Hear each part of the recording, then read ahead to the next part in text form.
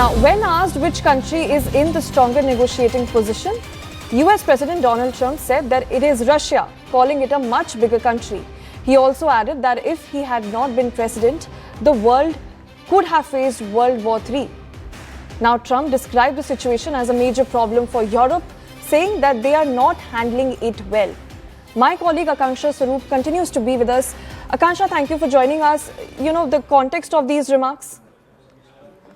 Right. So we all know that the peace negotiations are very much on at the moment, and Russia seems to be having an upper hand. Donald Trump's remarks come after his peace envoy, Steve Witkoff, Jared Kushner, and his army secretary Driscoll have been mediating these talks. In fact, Steve Witkoff had a meeting with the Russian president a week ago prior to Putin's state visit to India.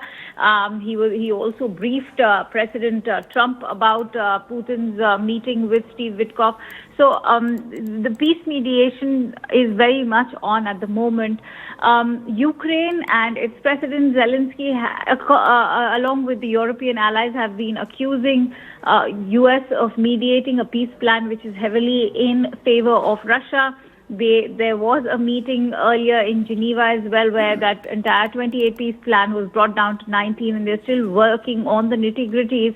But if you look at what Donald Trump is saying is very significant. He's, of course, clearly giving Russia an upper hand. He's going on to say that we have to get on the ball and start accepting things. You know, when you're losing, they've lost territory long before I got here. They lost a whole strip of seafront, big seafront. You certainly wouldn't say it's a victory. So he's, of course, referring to, say, the port city of Mariupol, the Sea of Azov, and even the Black Sea. So there are portions of the seafront at the Black Sea and Sea of Azov, including the port city of Mariupol.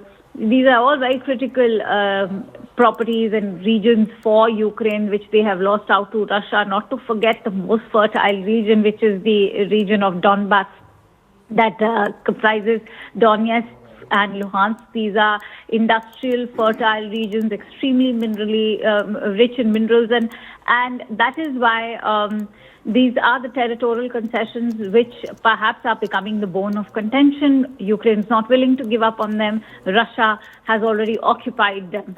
And so the other very key aspect that Donald Trump is shedding light on over here is that it's Russia. It's a much bigger country. I think if I wasn't president, you could have had the world war, but right now it's a big problem. It's a big problem for Europe, and they are not handling it well. So remember, more than Ukraine, it is currently the US president and the European allies, particularly the E3, if you look at it, that is Germany, UK and France, which are not able to see eye to eye with the president, especially when it comes to the kind of concessions he's expecting Ukraine to make. He's also not giving any assurances for Ukraine's NATO membership, which is another key bone of contention. Nonetheless, Ukraine has, of course, worked out a plan where they may have a presence of NATO troops, but it does seem like territorial concessions is what is becoming the big bone of contention. That is also a big no, not just for Ukraine, but also its European allies.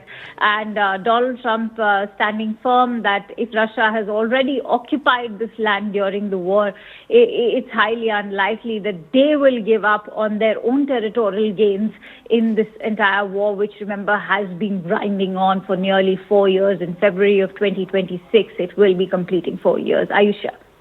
Right, Akanksha, thank you so much for staying with us patiently through all those breaking developments.